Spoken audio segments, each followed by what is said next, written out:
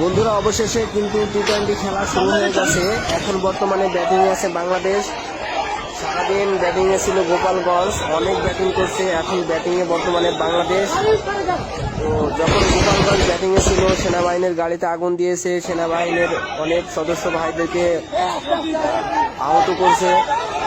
তো তারই প্রতিফলন আজকে ওরা পাচ্ছে রাতে।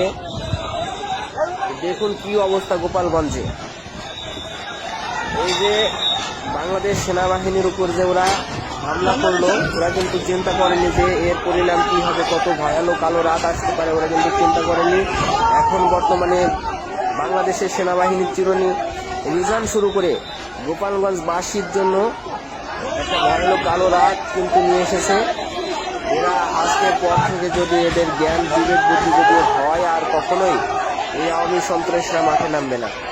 বন্ধুরা, আপনারা ভিডিওটি বেশি বেশি করে শেয়ার করে দিন। আজকে টি-20 খেলা সত্যি অনেক গুরুত্বপূর্ণ একটা ম্যাচ। এই ম্যাচটা সবাইকে দেখার সুযোগ করে দিন। আপনারা অবশ্যই ভিডিওটি শেয়ার করে দিবেন, সবাইকে দেখার সুযোগ করে দিবেন। আজকের ম্যাচটা হচ্ছে সেরা ম্যাচ, ফাইনাল খেলা। এই ফাইনাল খেলাটা যেন সবাই দেখতে পারে।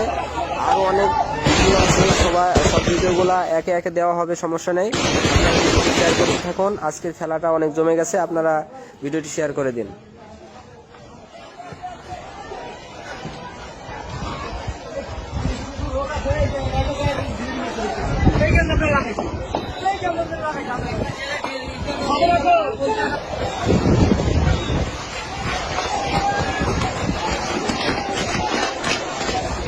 ভাই বলছিলাম যে সাধারণ শোনা হয়নি মেডিসিন